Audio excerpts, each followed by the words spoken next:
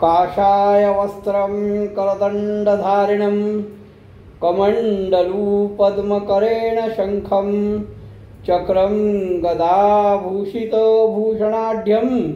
श्रीपादराजं शरणं प्रपद्ये। नमो जन्मभूमी जिथे जन्म झाला, नमो आर्यभूमी जिथे वाढियेला, नमो कर्मभूमी जिथे गुप्त झाला।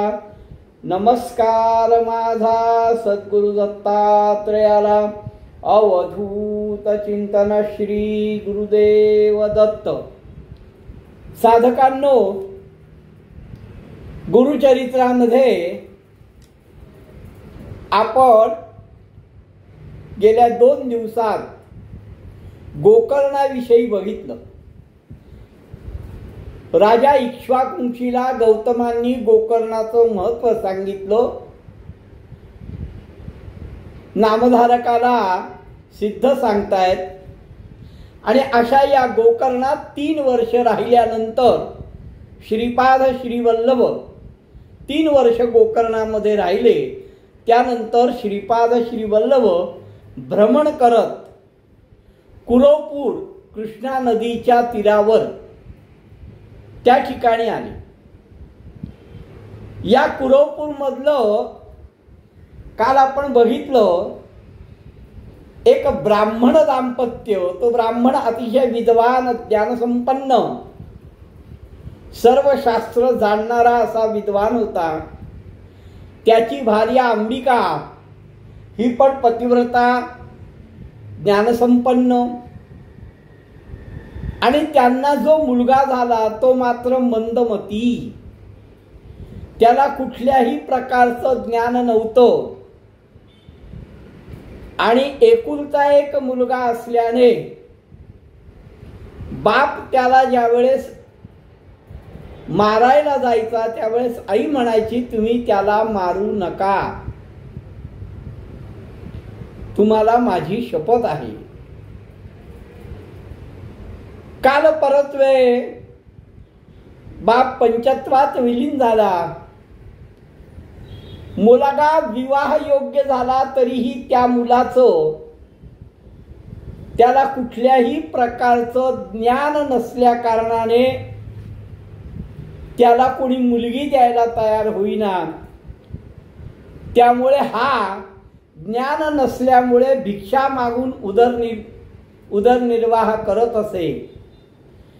शेवटी कंटाळून त्या दोघा माता पुत्रांनी आत्महत्या करायचं ठरवलं, म्हणून कृष्णेच्या तीरावर ते आत्महत्या करायला गेले। आणि त्या पलीकडे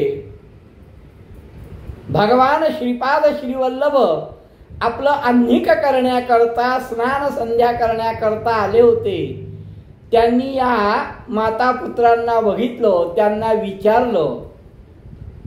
त्यावेळेस तिने सर्व वृत्तांत सांगितल्यावर, या जन्मी तर आता शक्य नाही, पण पुढच्या जन्मी मला असा मुलगा द्या की जो ज्ञानवंत असेल, सर्व जनांमध्ये पूज्य असेल, असा पुत्र मला व्हावा, अशी तिने श्रीपादांकडे प्रार्थना केली। त्यावेळेस श्रीपाद तिला म्हणतात की तू प्रदोषाचं व्रत कर आणि या प्रदोष पूजेमुळे तुझी कामना पुढच्या जन्मी पूर्ण होईल। त्यावेळेस श्रीपादांना ती या प्रदोष पूजेविषयी विचारते, तेव्हा श्रीपाद सांगतात, पूर्वी उज्जैन नगरीमध्ये तिला चंद्रसेन राजाची कथा सांगताय। पूर्वी उज्जैन नगरामध्ये चंद्रसेन नावाचा राजा हा अतिशय सत्वशील, धर्मपरायण आणि ज्ञानवंत असा होता। त्याचा सखा, त्याचं नाव मणिभद्र, हे दोघंही ईश्वर भक्त होते। नाना प्रकारची ईश्वराची भक्ती करत होते. हा भोळा सांब सदाशिव त्यांच्यावर प्रसन्न झाला आणि त्याला एक चिंतामणी प्रदान केला. या चिंतामण्याच्या प्रकाशाबद्दल असं वर्णन आहे की या सूर्यापेक्षा कोटी सूर्यांचा जो प्रकाश आहे, बघा भगवान शिवानी दिलेला हा चिंतामणी, याचा प्रकाश या सूर्यापेक्षा कोटी सूर्यांचा प्रकाश, अतिशय जाज्वल्य असा हा मणी त्या चंद्रसेनाला दिल्यानंतर चंद्रसेना अति आनंदाने तो गळ्यात घालायचा. त्या मण्याचं लक्षण सुवर्णासारखं तेज आणि त्या मण्याचं लक्षण म्हणजे जे जे मनात इच्छा येईल ती ताबडतोब पूर्ण होईल, अशी त्या माणिक म्हणजे त्या रत्नाची ख्याती होती. जे जे चिंतसी मानसी ते ते पावेल त्वरितेसी, ऐसी ख्याती त्या माणिकासी समस्त राजे कांक्षा करती. आता या राजाकडे हे मणी आहे हे बाकीच्या राज्यांना कळल्यानंतर त्या राजांनी हा मणी मिळवण्याचा प्रयत्न केला. काही जण त्यांच्याकडे सरळ सरळ तो माणिक मागत होते आणि काहींनी हा देत नाही म्हणून जबरदस्तीने घेण्याचा प्रयत्न केला. त्याला सांगितलं, तू हा मणी विक, तुला जेवढं द्रव्य पाहिजे तेवढं आम्ही देतो, पण जर तू ऐकत नसशील तर तू युद्धाकरता सज्ज हो. सगळे राजे मिळून या उज्जैन नगरीमध्ये अपार सैन्य घेऊन आले आहेत. राजा चंद्रसेनाशी युद्ध करण्याकरता बाकीच्या देशांचे राजे अपार सैन्य घेऊन या नगरामध्ये प्रवेश करते झाले आणि त्या दिवशी योगायोगाने शनी प्रदोष होता. हा राजा प्रदोष पूजा करण्यामध्ये पारंगत होता. प्रत्येक प्रदोषी हा पूजा करायचा. ते दिवशी शनिवार त्रयोदशी म्हणजे शनी प्रदोष, राजा बैसला से पूजनासी. शनी प्रदोष आहे, त्रयोदशी आहे, राजा पूजेकरता बसलेला आहे. मनामध्ये कुठल्याही प्रकारची शंका नाही आहे, कुठल्याही प्रकारचे विचार नाही आहेत. फक्त एकाग्र चित्तानी स्वस्थ चित्तानी राजा त्या महाबळेश्वर लिंगाची पूजा करतोय. पूजा करताना राजाला अत्यानंद होतोय. एवढा तो त्या पूजेमध्ये एकरूप झालाय. त्या ठिकाणी गवळी घराण्यातील गोरक्ष घराण्यातील काही मुलं आणि त्यातला एक मुलगा राजा ती शिवाची पूजा करतोय ते बघत होता. शनी प्रदोषाच्या दिवशी राजा शिवाची पूजा करतोय हे तो गवळी कुमार बघत होता. राजाची पूजा व्यवस्थित झाली. पूजा संपल्यानंतर राजाने त्यांना प्रसाद दिला तर राजा निघून गेला आणि ही मुलं आपण खेळूया मग कुठला खेळ खेळायचा? पूजा पाहून शिवाची मुले म्हणती गवळ्यांची, त्या सगळ्या गोपांची मुलं, गवळ्यांची मुलं, आपणही असाच खेळ खेळू, अशीच लिंगाची पूजा करू जशी राजांनी केली, तशीच आपणही पूजा करू. म्हणून ते सगळे गवळी मातीचं लिंग बनवून आपल्या घराच्या जवळच एकत्र झाले. पाषाणाचं मातीचं लिंग बनवलं आणि ते शिवपूजा करू लागले. पाषाणाचे करुली लिंग पूजा करीती बाळके सांग, नाना परीची पत्री सांग. राजांनी ज्याप्रमाणे नाना प्रकारची पत्री वाहिली होती तशी याही मुलांनी, हा त्यांचा खेळ चाललाय. पण खेळ चालू असताना सुद्धा ही मुलं त्या खेळामध्ये म्हणजेच त्या शिवाच्या पूजेमध्ये एकरूप झाली आहे.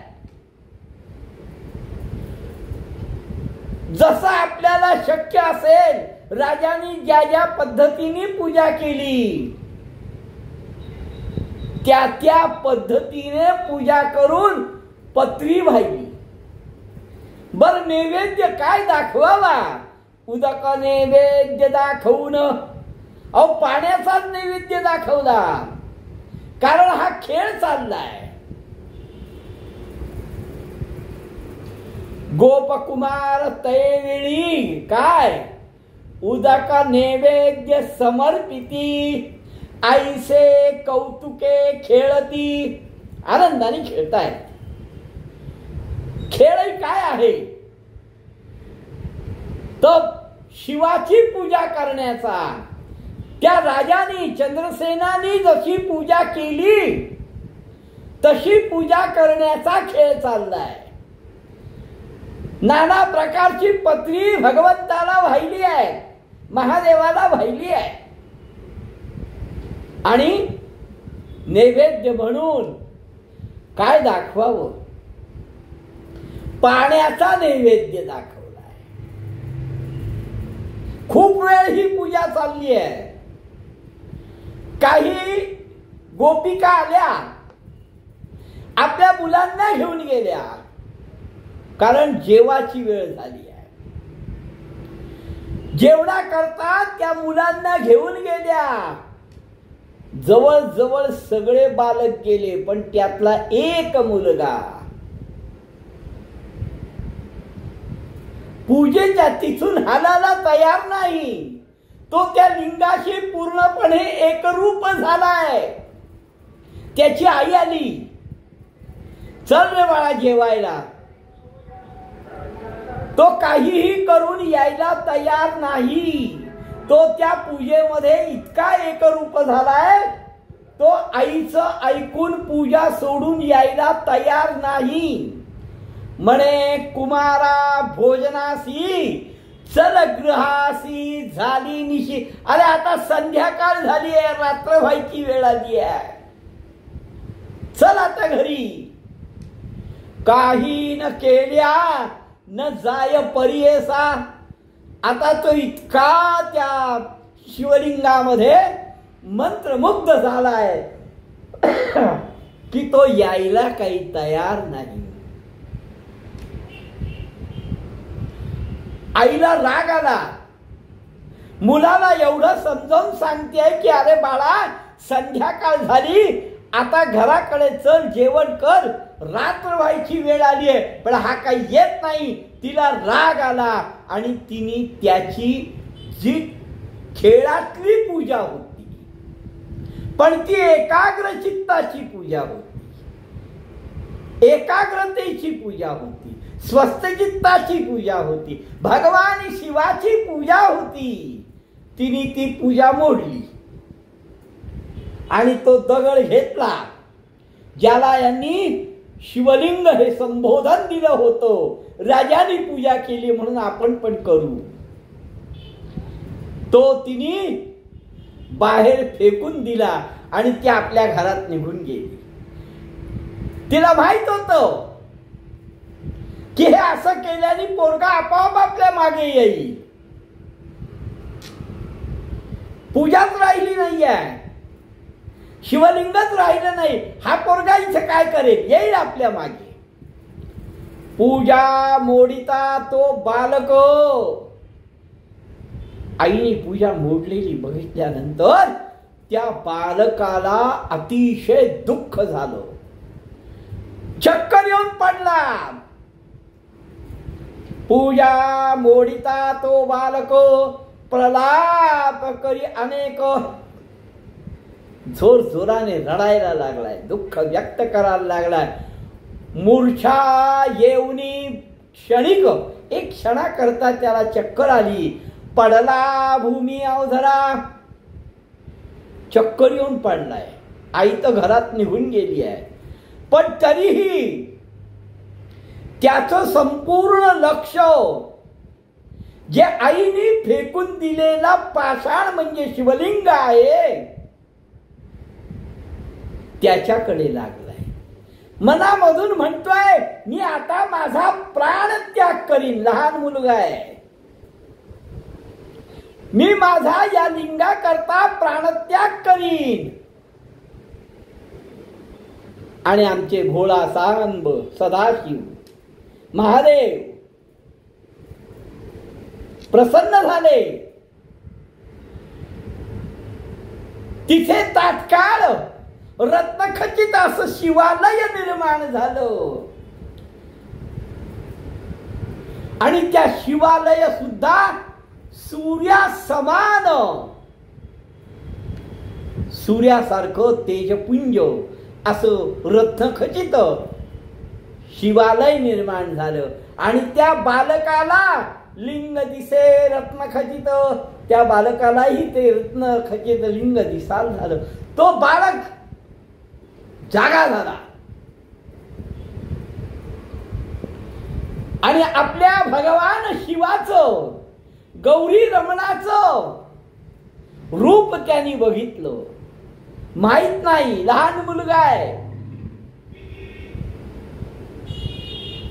शिवानी सामान्य रूप धारण केलं, बाळाला उठवलं आणि बाळाला शिव म्हणतायत, हे बालका वर माग, मी तुला वर देण्याकरता प्रसन्न झालोय. जे जे मागशील ते ते मी तुला देईन. बालकाने हात जोडले. बालकाने पहिले काय मागितलं असेल, कोपन करू मातेसी. हे बघ शिवा, माझ्या आईने तुझी पूजा मोडली, तुझं पाषाणाचं लिंग माझ्या आईने फेकून दिलं, पूजा बिघडवली, ते सुद्धा आज प्रदोष असताना. तिला क्षमा कर. बाळके नमिले ईश्वरासी, कोपन करी मातेसी, पूजा बिघडली तव प्रदोषी. अरे प्रदोष पूजा तिने बिघडवली आहे, तू तिच्यावर रागवू नकोस रे. आई आहे माझी, क्षमा कर तिला. ईश्वर भोळा चक्रवर्ती भगवान शिव भोलेनाथ अतिशय प्रसन्न होऊन त्यांनी त्याला वर दिला. सांगितलं, जा, मी तुझ्या आईवर रागवलेलो नाही. न करी पूजा पाहिली म्हणतो. अरे तुझ्या आईने अशी पूजा कधीही बघितली नाही. तिने आजच्या दिवशी, प्रदोषाच्या दिवशी शिवपूजा बघितली. अरे ती देव जननी होईल, देवाची माता होईल. ईश्वर भोळा चक्रवर्ती वर दिधला बहुप्रीती, प्रदोष पूजा समयी देखरी गवळिणी होय देवजननी. तिने प्रदोष काळामध्ये प्रदोष पूजा बघितली. भले तुम्ही खेळत होतात, पण तुमची एकाग्रता होती. ही प्रदोष पूजा झाली, ही तिने बघितली. त्यामुळे ती देवजननी होईल. तिच्या पोटी होईल सुत. तिचा जो मुलगा होईल, हाच मुलगा विष्णू अवतार असेल. आणि हा मुलगा तिचं पोषण करील.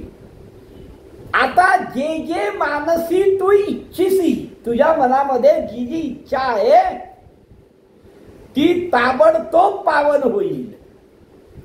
तुझ्या वंशाला सौख्य प्राप्ती होईल.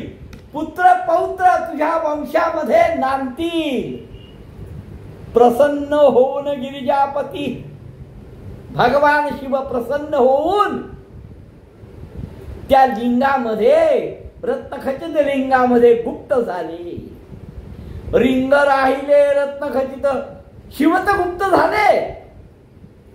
याला अशा प्रकारचा वर देऊन याच्या आईला देवजननी होणार आहे असं सांगून शिव गुप्त झाले. पण गुप्त त्या शिवलिंगातच झाले. त्यामुळे तिथे फक्त ते रत्नखचित लिंग राहिलं. आणि त्या लिंगातनं कोटी सूर्याचा प्रकाश निघाला. आणि ते शिवलिंग आणि ते शिवालय अतिशय सुरेख दिसायला लागले. लोक आपापसामध्ये विचार करतात की अरे संध्याकाळी हा एवढा प्रकाश कसलाय, संध्याकाळी सूर्य कसा काय उगवलाय. कोटी सूर्यप्रकाश शिवालय दिसे अतिसुरेश. लोक म्हणती काय प्रकाश, उदय झाला दिनकरा. काय सकाळ झाली का काय, काय हा प्रकाश आहे.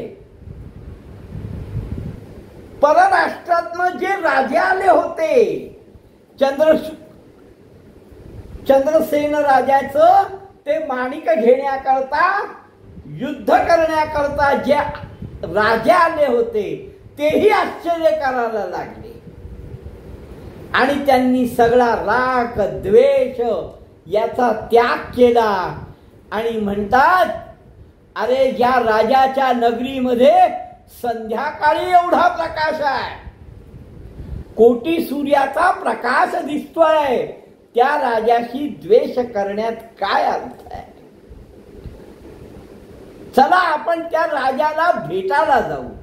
आले होते परराष्ट्र राजे, विस्मय करीत चोजे, सोडोनी द्वेष बोलती सहजे, भेटू म्हणती रायाशी.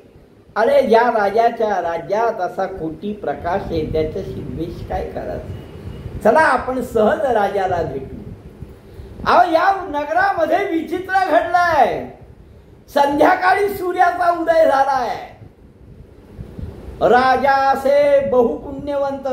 अहो ज्याच्या राज्यामध्ये संध्याकाळचा सूर्यप्रकाश दिसतोय तो राजा अतिशय पुण्यवान आहे. आणि अशा राजाला कशा प्रकारचा विरोध करावा. म्हणून आपल्या सेवकासी, म्हणून या राजांचे जे सेवक होते त्या राजाकडे भेटायला पाठवले. राजांनी पण त्या सगळ्यांना आपल्या नगरामध्ये बोलवलं. राजांनी त्यांचं आदराने स्वागत केलं. मग हे राजे त्याला विचारतात, हे राजन, हे चंद्रसेना,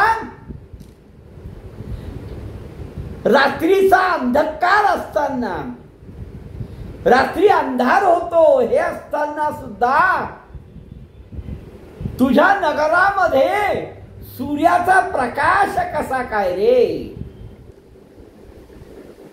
राजालाही आश्चर्य वाटलं.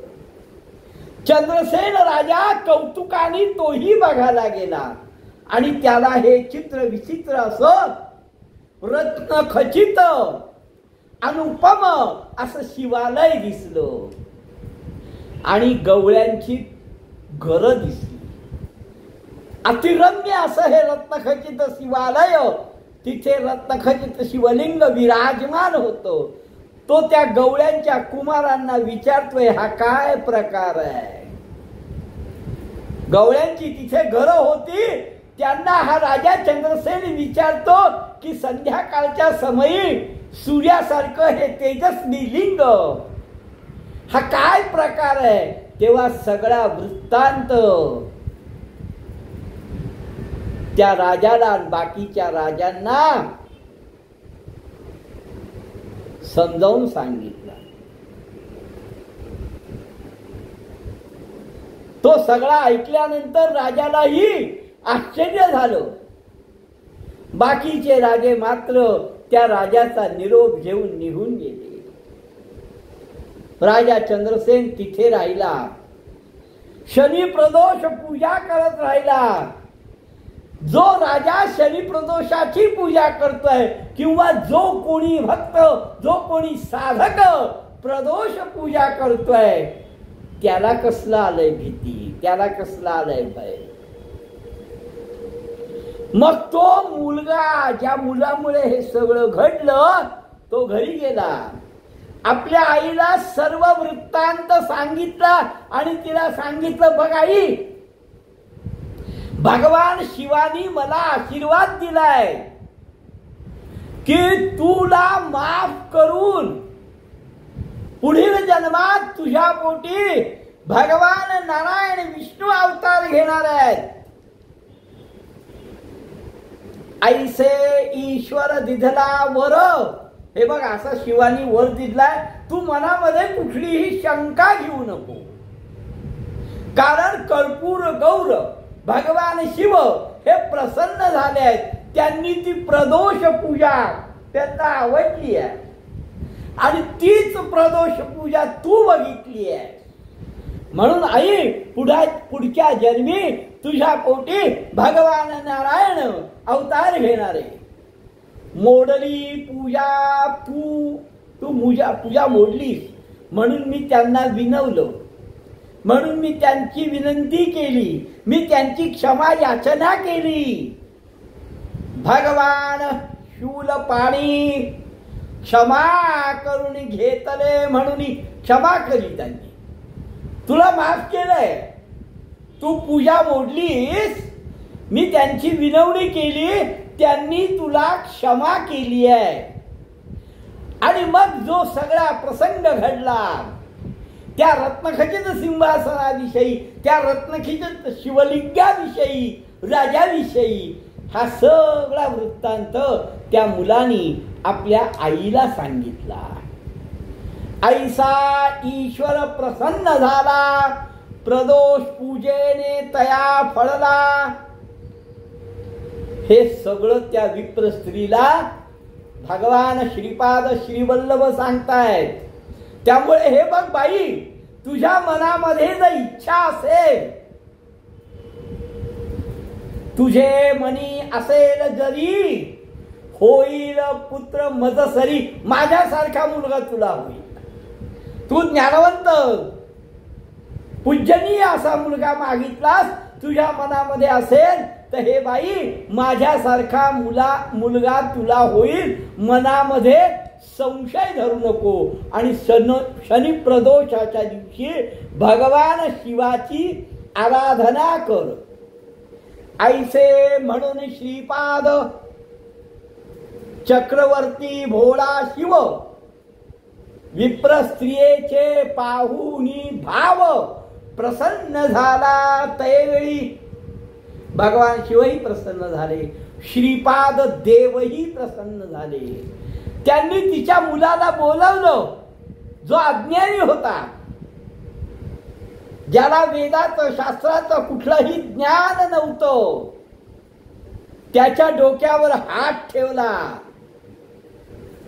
आणि त्या श्रीपाद श्रीवल्लभांचा हस्तस्पर्श होताच त्या कुमाराला, त्या मुलाला ज्ञान प्राप्त झालं. अहो, नुसतं ज्ञान प्राप्त नाही झालं तर तो त्रिवेदी ब्राह्मण झाला. वेदशास्त्र तर्क भाषा म्हणता झाला. विस्मय झाला सगळ्या लोकांना. काय आश्चर्य आहे, वडील असताना हा मुलगा अज्ञानी, मुंज केली तरीही ज्ञान येईना, विवाह योग्य झाला कोणीही मुलगी देईना, याच्या काही लक्षात राहत नाही, तो आता त्रिवेदी झाला. हे मागच्या जन्मीचं काहीतरी पुण्य होतं म्हणून त्यांना श्री गुरुनाथ श्रीपाद श्रीवल्लभ यांची भेट झाली. श्रीपाद श्रीवल्लभ म्हणजे ईश्वर. आई म्हणते त्या मुलाची अंबिका, ती म्हणते म्हणे ईश्वर तूची होशी. अरे तू मला प्रदोष पूजा सांगितली, शिवाबद्दल सांगितलं, पण मी सांगते म्हणे ईश्वर तूची होशी, तूच ईश्वर होशील आणि मी तुझीच पूजा करीन प्रदोषाला. तुझा बोल खोटा होणार नाही आणि मलाही तुझ्यासारखाच मुलगा व्हावा ऐसा निश्चय करुनी, असं मनामध्ये ठाम ठेवलंय तिने की श्रीपादांसारखाच मुलगा पुढच्या जन्मी व्हावा. म्हणून ती मनोभावे श्रीपादांची पूजा करत होती, प्रदोष पूजा करत होती. ऐसा निश्चय करुनी पूजा करीती नित्य येऊनी, प्रदोष पूजा अति गहनी करी श्रीपाद यतींची. ती रोज पूजा करायची, प्रदोष पूजेला येऊन सुद्धा भगवान श्रीपादांची पूजा करायची. तिचा मुलगा ज्ञानी झाला, वेदशास्त्र संपन्न झाला.